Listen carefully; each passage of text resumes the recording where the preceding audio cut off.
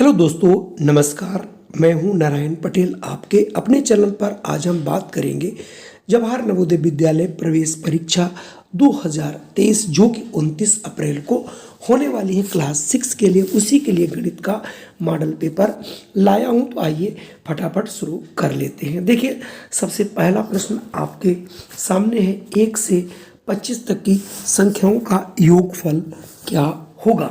तो अगर 1 से लेकर के यानी अगर हम लगातार संख्याओं की बात करें तो जो लगातार संख्याएं होती हैं उनके लिए फार्मूला होता है n इंटू एन प्लस 1/2। इसका यह मतलब होता है n का मतलब अंतिम पद, लेकिन वो 1 से लेकर के आगे तक होने चाहिए। ठीक है, तो अब आपको करना क्या है, यहाँ पर n बराबर कितना है, यहाँ से n बराबर है बच्चों 25, यानी 1 से लेकर 25 तक की संख्याओं जोड़ कितना होगा, तो हो जाएगा n into n plus 1/2। n यहाँ पर है बच्चों 25, और 25 में आप एक जोड़ दें और बटे 2 कर दें तो ये आ जाएगा 25 इंटू 25 और एक 26/2, 2 से काट देंगे, आ जाएगा 13, और 13 से इसको गुणा करेंगे और जैसे ही गुणा करेंगे ये आपको आ जाएगा 325 जो कि ऑप्शन बी में आपको मिल रहा। तो यहाँ से ऑप्शन बी आपका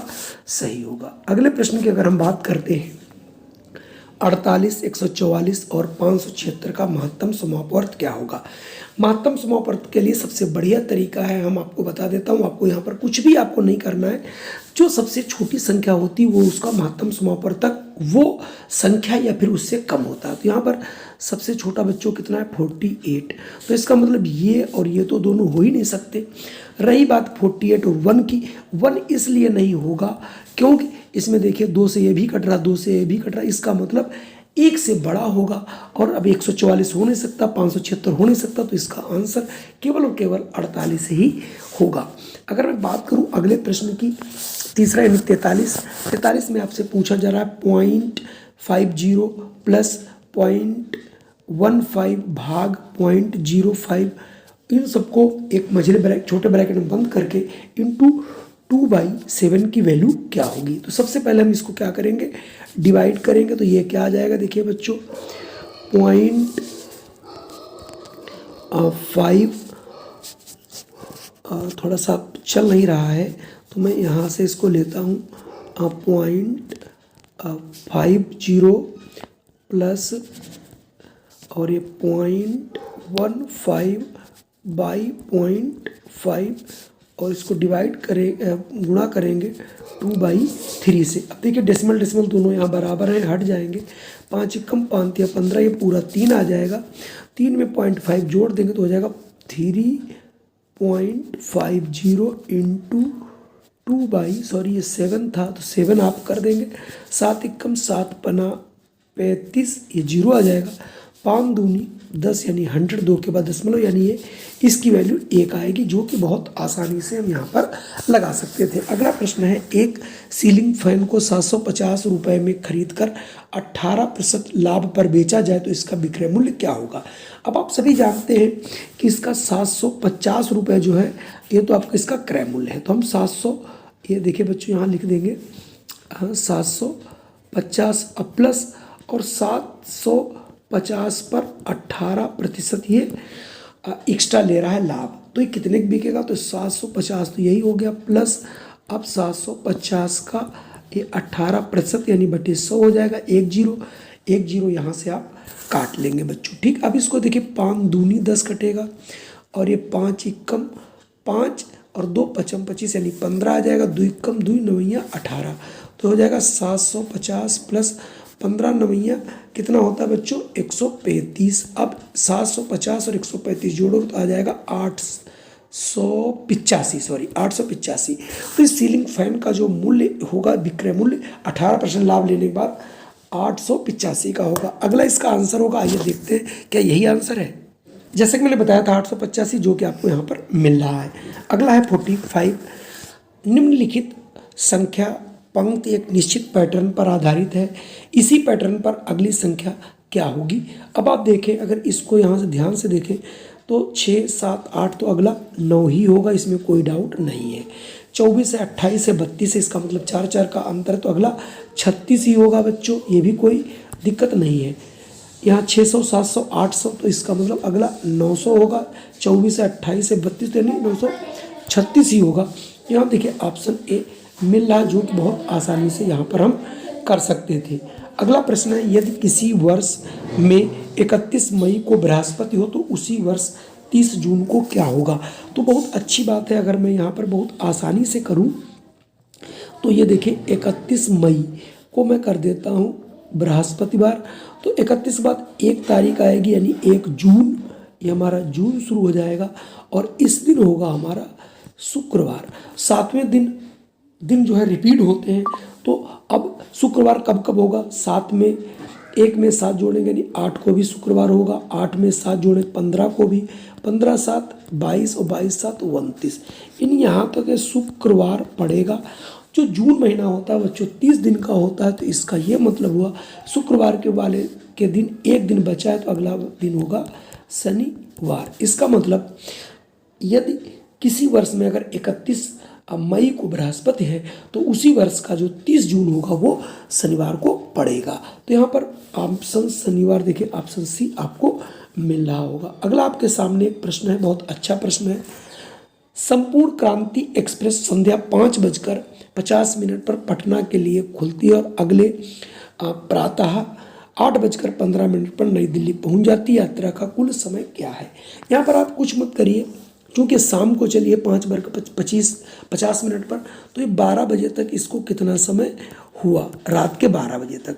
तो ये रात के 12 बजे तक यहाँ से 5:50 घटा लेंगे, यहाँ से घंटा लेंगे, तो यहाँ हो जाएगा 60, और 60 में से 50 गया ये 10, यहाँ बचेगा 11, यहाँ कितना बचेगा ये 11, जो 12 यहाँ पर जाएगा 11, 11 में से 5 गया 6, यानी 6 घंटे 10 मिनट इसको रात 12 बजे तक, और सुबह 12 के बाद 8:15 मतलब 8 घंटा 15 मिनट और लगा। इन दोनों को जोड़ देंगे तो ये 25, 8 6 14, यानी 14 घंटे 25 मिनट का समय इस यात्रा में उसको लगा, जो कि आप बहुत आसानी से यहाँ पर फाइंड कर सकते हैं। चलिए बढ़ते हैं अगले प्रश्न पर।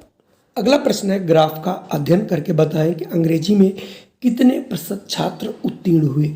तो परीक्षा में कुल छात्र 40 हैं, 40 में ये देखिए संस्कृत में 20 हैं, गणित में आपके देखिए यहाँ पर 35 हैं। ऐसे ही बात कर रहा है यहाँ पे अंग्रेजी की, तो मैं थोड़ा सा पीछे बढ़ाता हूँ और आप अंग्रेजी देखिए। अंग्रेजी में यहाँ पर 10 और 5 15, यानी टोटल बच्चे आपके 15 बच्चे उत्तीर्ण हो रहे हैं 40 में। तो परसेंटेज क्या होगा, तो सीधा हिसाब है, चूँकि 40 में कितने बच्चे आपके उत्तीर्ण हो रहे हैं 15, तो 1 में कितने उत्तीर्ण होंगे 15/40, और इसलिए 100 में कितने होंगे, ये जीरो काट दीजिएगा, 2 दूनी 4, 2 पंजे 10, 15 पन्ना 75, 75/2, 75/2 को जब आधा करोगे तो आ जाएगा 37.5%। इसका मतलब अंग्रेजी में बच्चे केवल 37.5% ही पास हुए हैं। अगर हम अगले प्रश्न की बात करें तो फिर क्या होगा, तो अगला हमारे पास प्रश्न है, सीता एक काम को 20 दिन में कर सकती है, सीता और गीता मिलकर उस काम को 15 दिन में कर सकती हैं, गीता अकेले उसे कितने दिन में कर लेगी। तो यहाँ पर देखिए सीता एक काम को 20 दिन में करती है, तो ये एक दिन में कितना काम कर लेगी, 20 दिन में करती है पूरा काम, तो एक दिन में करेगी 1/20 भाग। जब दोनों मिल जाती है करती है 1/15 भाग, तो एक दिन में करेंगे 1/15 भाग। तो ये दोनों का एक दिन का काम है, ये एक का एक दिन का काम। अगर हम दोनों को घटा दें तो यहाँ से गीता का निकल आएगा। क्यों, ये जो है गीता और सीता का था, और ये अकेली जो है गीता का सीता का था, घटा दीजिए तो कितना आ जाएगा, इन दोनों का एलसीएम देखिए 60 आ जाएगा। 20 चक्कू 60, 20 तिहाई 60, इसका मतलब 1/60। 1/60 दिन में जो है गीता काम करेगी। एक दिन का काम 1/60 भाग है, इसलिए पूरा काम इसका कितना होगा, ये पलट देंगे तो पूरा काम आ जाएगा 60 दिन। तो यहाँ से आंसर आपका मिल जाएगा 60 दिन, जो कि ऑप्शन आपको ए में दिखाई पड़ रहा है, जिसे हम लगा लेंगे। अगला प्रश्न है आपको जोड़ने के लिए कि 8.4650 में कौन सबसे बड़ी संख्या। तो देखिए इसमें पूर्णांक 8 है, यहाँ भी पूर्णांक 8 है, यहाँ भी पूर्णांक 8, यहाँ भी। अगला अंक आते हैं चलो अब इसका हम अगला देखेंगे। यहाँ पर 4 है, यहाँ 6 है, यहाँ 5 है, यहाँ 0, तो यहाँ 6 है, तो ये हो जाएगा 8.6 यानी 8.6450 यानी ऑप्शन बी जो कि सबसे बड़ी संख्या है। अब देखिए डेसिमल का जोड़ पूछ रहा है, डेसिमल का जोड़ आपको आना चाहिए कि डेसिमल के नीचे आप डेसिमल लिखेंगे और इसको जोड़ देंगे। जोड़ने के लिए आप देख रहे होंगे यहाँ पर आपके सामने 40.06, फिर है 40.5, 5 फिर है 440.04, फिर है 4.44। इसको जैसे ही आप जोड़ेंगे आ जाएगा 0.9523 यानी 325.09, तो 325.09 ऑप्शन सी में आपको मिलेगा। अगला है कि 5618 और 3845 में क्या जोड़ा जाना चाहिए कि प्राप्त योगफल इतना हो जाए। तो सबसे पहले हम इन दोनों संख्याओं को जोड़ के देखते हैं आखिर ये दोनों संख्याएं हैं कितनी। तो ये हो गई 5618 और 3845, इन दोनों को जब जोड़ेंगे तो ये आपके सामने आ जाएगी 3649, 9463। अब कह रहा है इसमें कितना जोड़ दिया जाए कि 12825, तो इसमें से इसको घटा के हम देख लेते हैं। 12850 में से 9463 को घटा दीजिए, मालूम हो जाएगा कितनी संख्या यहाँ पर जोड़ी जानी चाहिए। तो 3387 संख्या अगर जोड़ा जाए तो ऐसा हो पाएगा। तो यहाँ से ऑप्शन ए वाला बिल्कुल सही होगा। चलिए बढ़ते हैं अगले प्रश्न पर। अगला प्रश्न है, एक पार्क में एक पंक्ति में फूल के 15 पौधे लगे हैं, पार्क में पंक्तियों की संख्या 25 है, तो कुल पौधे कितने होंगे। तो आप देखिए एक पंक्ति में आप कितने लगा रहे हो भैया, 15, ऐसी पंक्तियाँ कितनी है 25, तो इसको हम 25 से गुणा कर देंगे, मालूम हो जाएगा कितने गमले या कितने पेड़ यहाँ पर लगेंगे। तो 25 पंजे 125 होता है और 25 हाथ से लगेगा 12, 25 कम 25 और 12 37 यानी 375 जो कि ऑप्शन सी सही होगा। चलिए बढ़ते हैं अगले प्रश्न पर। 1/25 का मान है, तो हम सबसे पहले क्या करेंगे 1/25 यानी हम 100 जो 25 आपका आ रहा है यहाँ पर 125 से हम 1 को कर देंगे बच्चों भाग कैसे होगा, भाग जा नहीं रहे तो हम डेसिमल लगा लेंगे और एक जीरो बढ़ा लेंगे, अभी भी नहीं जाए फिर एक जीरो बढ़ाएंगे यहाँ, फिर एक जीरो यहाँ बढ़ जाएगा, फिर भी नहीं जाएगा, फिर एक जीरो बढ़ाएंगे, फिर एक जीरो, तो 125 अट्ठे होता है 1000। तो यहाँ से ऑप्शन आपका मिलेगा सी वाला। अगला है कि यदि तीन संख्याओं का गुणनफल 7980 हो, यदि उनमें से दो संख्याओं का गुणनफल 228 और तीसरी संख्या क्या होगी। तो आप तीसरी संख्या बराबर होगी तीनों संख्याओं का गुणनफल बटे दोनों संख्याओं का गुणनफल। जैसे ही आप इसको डिवाइड करोगे, हल करोगे, भाग करोगे, ये आ जाएगा आपका 35। तो यहाँ से आंसर डी वाला आपका बिल्कुल सही होगा। अगर मैं अगले प्रश्न की बात करूँ कि एक स्कूल में 200 लड़के और 160 लड़कियाँ पढ़ती हैं, तो लड़कियों का प्रतिशत बताओ। तो देखिए पहली बात तो हम यहाँ पर कुल निकाल लेंगे, तो 200 आपके पास लड़के हैं उस स्कूल में और 160 जो है वो आप लड़कियाँ, तो दोनों को जब जोड़ेंगे तो आ जाएगा 360। अब आप देख रहे हैं 360 में लड़कियां हैं 160, तो एक अगर लड़की होती तो कितना होता, तो 360, इसलिए 100 में कितना होगा। अब आप एक जीरो काट लीजिए, ठीक है। अब आप 4 से देखिए, 4 9 36, 4 चक्कू 16, तो ये आ जाएगा 400/9। 9 से आपको भाग करना है और जैसे ही भाग करो देखिए तो ये 400 को 9 से भाग करोगे, 4 9 चौक 36, ये फिर 4 बचेगा, फिर 9 चौक 36, फिर आपका 4 बचेगा यानी 44, ये आ जाएगा आपका 44 सही 4/9। ये देखिए ऑप्शन ए वाला बिल्कुल सही होगा। अगर मैं अगले प्रश्न की बात करूं तो अगला प्रश्न काफ़ी अच्छा प्रश्न है जो कई बार पूछा गया है। अनुराधा के पास बचत की गई कुछ धनराशि है, उसने उसमें 60 रुपये 65 पैसे से रुपए मिलाकर 4 वीडियो गेम खरीदा। एक वीडियो गेम की कीमत 42 रुपये 25 पैसे है, तो बचत की गई धनराशि। तो पहले हम ये देखते हैं कि आखिर 4 जो वीडियो गेम है वो कितने के उसको मिलेंगे।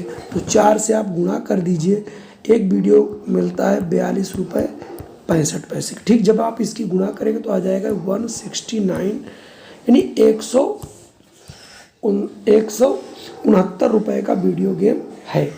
तो और उसने जो है इनको उनमें से इतने रुपए मिलाकर 4 वीडियो गेम खरीदा, तो कितनी बचत की होगी। तो ये चूँकि 169 की है, उसमें से आप 60 रुपये 65 पैसे घटा दो तो आ जाएगा 108 रुपये 35 पैसे। तो इसका मतलब इसकी बचत की गई राशि होगी 108 रुपये 35 पैसे, जो कि ऑप्शन डी में आपको मिलेगी। अगला प्रश्न बेहद आसान है। मोहन 16 किलोमीटर प्रति घंटे की चाल से साइकिल से अपने विद्यालय 75 मिनट पहुंचता है, तो स्कूल की दूरी क्या होगी। चूँकि जो इसकी चाल है वो 1 घंटे में कितना चलता है 16 किलोमीटर, तो एक घंटे में 16 किलोमीटर, क्योंकि इसकी चाल है 16 किलोमीटर प्रति घंटा। तो इसका मतलब 1 घंटे में होते हैं 60 मिनट। तो आप बच्चों देखिए बहुत आसानी से कि 60 मिनट में चलता है 16 किलोमीटर, तो 1 में कितना चलेगा 16/60, और इसलिए 75 में कितना चलेगा, बहुत आसानी से आप निकाल लेंगे।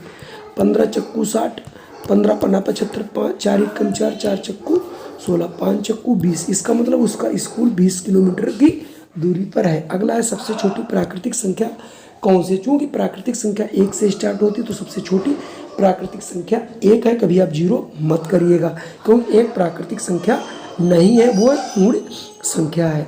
अगला प्रश्न है, एक बगीचे में पेड़ों की संख्या, यहाँ देखिए आम कितने हैं 4 हैं, कटहल आपके कितने हैं 3 हैं, फिर अगला जामुन के भी 3 हैं, फिर अमरूद के भी 2 हैं। तो टोटल अगर हम इन पेड़ों को अगर जोड़ते हैं तो आपका ये कितना आ जाएगा, देखो 4 3 7 3 10 2 12, यानी टोटल 12 पेड़ है, और एक पेड़ का मतलब है 20 से, तो आप 12 दूनी 24। इसका मतलब टोटल अगर कुल कितने पेड़ होंगे, यानी 240 पेड़ लगे होंगे। कुल मिला के ये थे 20 प्रश्न। अगर ये 20 प्रश्न हमारे पसंद आए हो तो कृपया इस वीडियो को कर दीजिए लाइक, और वीडियो पे पहली बार आए तो कर लीजिए सब्सक्राइब। जय हिंद, वंदे मातरम। फिर मिलते हैं नई वीडियो के साथ।